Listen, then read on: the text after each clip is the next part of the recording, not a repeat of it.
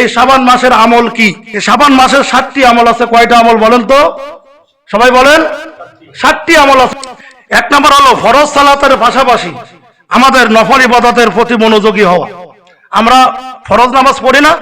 আসর পড়ব, মাগরিব পড়ব, ইশা পড়ব, ফজর পড়ব, ফিরে জোহর পড়ব। এই যে ফরজ নামাজ, এই ফরজ নামাজের পাশাপাশি নফল ইবাদত যেন আমরা একটু বেশি বেশি করতে পারি। যেমন আসরের যে নামাজটা আসতেছে, আসরের নামাজ হচ্ছে ফরজ 4 রাকাত। এই ফরজ 4 রাকাতের আগে 4 রাকাত সুন্নত নামাজ আছে, কিন্তু এটা হচ্ছে গায়রে মুআক্কাদা। পড়লে সওয়াব আছে, না পড়লে কোনো গুনাহ নেই। কিন্তু আমরা যদি অ্যাবাউট না করি, যদি এটা আমল করি, তাহলে আপনার আমার আমলনামায় সওয়াব লিখে দেবে কে? আল্লাহ পাক রব্বুল আলামিন। ওই নামাজের পাশাপাশি নফল বেশি না পারি আমরা 2 রাকাত করে আমরা নফল নামাজের ইবাদতটা আমরা একটু চালু রাখবো। এই শাবান মাস অনুশীলন করার মাস। যেমন ফুটবল খেলোয়াড়রা যখন ফুটবল মাঠে খেলতে যায়, তারা কি ধরো ছোটে খেলতে যায় মাঠে? তারা প্র্যাকটিস করে না? সে প্র্যাকটিসের আগের মাস হচ্ছে মুসলমানের প্র্যাকটিসের, ইসলামের প্র্যাকটিসের আগের মাস হচ্ছে এই মাহে শাবান। জোরে কোন সুবহানাল্লাহ। 2 নম্বরে আমল হচ্ছে এই মাসে যার যতটুকু সামর্থ্য আছে নফল রোজা রাখার চেষ্টা করতে হবে। যার যতটুকু সামর্থ্য আছে সে যেন নফল রোজা রাখে। কারণ কি? কারণ হচ্ছে আমাদের সামনে আসতেছে রমজান মাস, রমাদান মাস। এই রমজান মাসে আমাদেরকে একটানা 30টা দিন আমাদের রোজা রাখতে হবে। আমাদের প্র্যাকটিস নাই, আমরা সারা বছর কিন্তু রোজা না রাখা আমরা আছি। এখন আমাদের প্রথম ছোটে আমাদের কিন্তু অনেক কষ্ট হতে পারে। এই জন্যে আল্লাহ রাব্বুল আলামিন দয়া পরবশ হয়ে এই শাবান মাসকে আমাদের মাঝে অনুশীলন করার জন্য, প্র্যাকটিস করার জন্য আল্লাহ পাক আমাদের মাঝে দান করলেন। এই মাসটা হলো যার যতটুকু সামর্থ্য আছে সে ওর সামর্থ্য অনুযায়ী সে যেন নফল রোজা রাখার চেষ্টা করে। 3 নম্বরে যদি পারেন এই মাসে যাকাত দিয়ে দেন। কথাগুলো খুব ইম্পর্টেন্ট। বলবেন হুজুর এটা তো নতুন কথা বলতেছেন আপনি, কথাগুলো ভালো করে কানটা খাড়া করে শোনেন।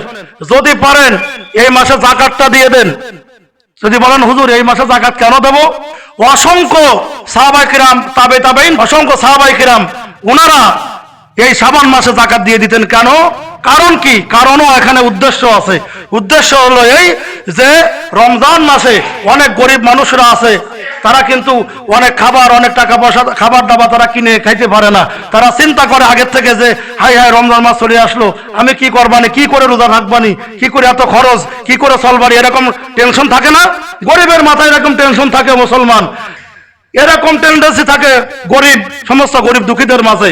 এখন আপনি যদি এই সময় এই শাবান মাসে যদি আপনি ওই গরিব দুঃখীদের মাঝে আপনার ওই সামর্থ্য অনুযায়ী আপনার উপর যে যাকাত ফরজ, যাকাত তো 8 শ্রেণীর ব্যক্তিকে দেওয়ার কথা বলা হয়েছে। ওই 8 শ্রেণীর ব্যক্তির ভিতরে কিন্তু গরিব দুঃখী আছে নাকি নেই? গরিব দুঃখী আছে না? এই গরিব দুঃখী দেখে আপনারা যাকাত দেওয়া শুরু করেন এখন থেকে। তাহলে ওই আপনার এই যাকাতের টাকা নিয়ে ওই গরিব দুঃখী যখন আরামসে যখন রোজা রাখবে, ওর কিছু সওয়াব আল্লাহ পাক আপনার আমার আমলনামায় লিখে দেবে। জোরে বলেন সুবহানাল্লাহ। চেষ্টা করতে হবে মুসলমান। নাম্বার 4, এখন থেকে রমজানের জন্য একটা কাউন্টডাউন করা শুরু করতে হবে। রমজানের জন্য কাউন্টডাউন কি?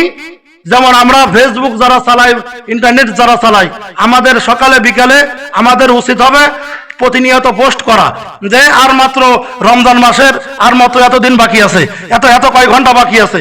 এইভাবে যত কাউন্টডাউন করবেন, যত মানুষ দেখবে, যত মানুষ, সমস্ত মানুষেরা তারা রমজান মাসের প্রতি তারা একটা আগ্রহ তাদের চলে আসবে। কতক্ষণ ঠিক কিনা? এটা একটা আমল। এই রমজানের আগমনী বার্তা এটা মানুষের মাঝে আপনি ছড়াই দেবেন এবং মাঠে ঘাটে, বাজার ঘাটে আপনারা মানুষের মাঝে প্রচার করবেন। রমজান মাসের আর এতদিন বাকি আছে, আমরা সবাই জানি রোজার। মুসলমান বন্ধুগণ আমার, আপনাদের মাঝে আমি জানতে চাই, এমন মানুষ আছে গত বছর রমজান মাস তাদের নসিবে ছিল, এই বছর রমজান মাস তাদের নেই, এমন লোক আছে না? আমরা এই বছর হায়াত পেলাম, আগামী বছর আমরা রমজান আমাদের সামনে আসবে কিনা এর কোনো গ্যারান্টি আমরা কেউ দিতে পারবো না। সুতরাং এইভাবে আমরা এই আগমনী বার্তা আমরা মানুষের মাঝে আমরা একেধারে প্রচার করা শুরু করব। নাম্বার 5, রমজানের আলোচনা বেশি বেশি করা। এই যে কেবল যে কথাটা বললাম, রমজানের গুরুত্ব সম্পর্কে, মর্যাদা সম্পর্কে মানুষের মাঝে আলোচনা করবেন। এখন থেকে শুরু করেন। আর মাত্র বেশি দিন বাকি নাই, আর বেশি দিন বাকি নেই। এখন থেকে শুরু করবেন। রমজানের গুরুত্ব, রমজানের মর্যাদা এই সম্বন্ধে মানুষের মাঝে যেখানে থাকেন সে জায়গায় মানুষের মাঝে আলোচনা করেন।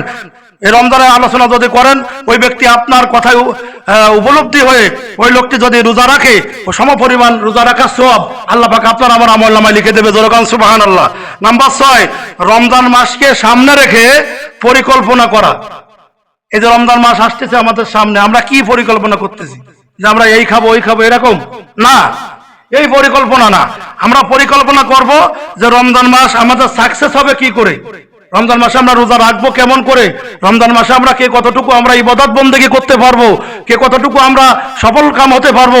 আল্লাহর নবী সাল্লাল্লাহু আলাইহি সাল্লাম বলেন, যে ব্যক্তির মাঝে রমজান মাস পৌঁছে গেল, যে ব্যক্তি ওই রমজান মাস পাওয়ার পরও নিজের গুনাহ মাফ করে নিতে পারলো না, ওর মতো হতভাগা এই দুনিয়ার জমিনে আর একটাও নেই। যখন আল্লাহু আকবার।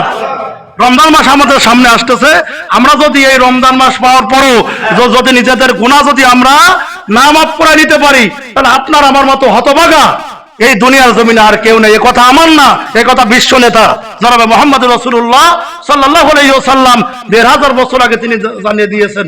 সুতরাং এই রমজানের জন্য ভাই পরিকল্পনা করতে হবে, আমরা যেন রমজানের আগমনী বার্তা আমরা মানুষের মাঝে পৌঁছাই। এবং রমজানকে সামনে নিয়ে আপনি কি পরিকল্পনা করবেন, আপনি নিজেই ব্যক্তিগতভাবে আপনি সামনের দিকে অগ্রসর হবেন। নাম্বার 7 এবং শেষ যে আমলের কথা আমি বলবো, এটা হচ্ছে বিগত বছরের রমজানের রোজা যদি কেউ কারো কাজা হয়ে থাকে, আমার এই কথাগুলো ইম্পর্টেন্ট কিনা সবাই বলেন, ইম্পর্টেন্ট কিনা? এই কথাগুলো শুনতে হলে আপনার আগে ভাগে আসা লাগবে। বিগত বছরের রমজানের রোজা যদি কারো কাজা থাকে, মা বোনরা বেশিরভাগই কাজা করে থাকে, মা বোনদেরকে আপনারা জানাই দেবেন, যেহেতু আমার তো মাইক নেই, মা বোনরা শুনতে পারতেছে না, এটা শুধু মসজিদের ভিতরে সীমাবদ্ধ। তো এই বিগত বছরে যদি কারো রোজা যদি কাজা হয়ে থাকে, কাফারা মানে কাজা যদি হয়ে থাকে, তাহলে রমজান মাস আসার আগে তারা যেন কাজা রোজা আদায় করে নেয় এই শাবান মাসে। এই শাবান মাসটা খুবই গুরুত্বপূর্ণ। শাবান মাসে কেন্দ্র করে কোনো ইবাদত নেই। যারা প্রতিদিন ইবাদত করে, যারা প্রতিদিন আল্লাহকে সিজদা দেয়, তাদের জন্য ওই রাতে ক্ষমা আছে, জোরে কান সুবহানাল্লাহ। আর যারা আল্লাহর প্রতিদিন সিজদা দেয় না, শুধু জুম্মায় আসে বা এমনিও সিজদা দেয় না, শুধু ওই দিন করে আসে 12 রাকাত 2 রাকাত করে নফল নামাজ আদায় করে, রুটি হালুয়া খাওয়ার চিন্তা ভাবনা করে, গরুর গোশত খাওয়ার চিন্তা ভাবনা করে, তাদেরকে আল্লাহ ক্ষমা করবে না। সুতরাং ভাই একটু সাবধান হন, আমাদের মরে যাওয়া লাগবে, চলে যেতে হবে। ওই যে খাটিয়া রেডি আছে, প্রত্যেক মসজিদে কিন্তু খাটিয়া আছে, যখন নাটাই ধরে যখন টান দেবে মালিক, তখন কিন্তু আমাদেরকে চলে যাওয়া লাগবে। এই বিষয়টা মনের ভিতরে নিয়ে আপনি এখন থেকে সামনের দিকে অগ্রসর হন।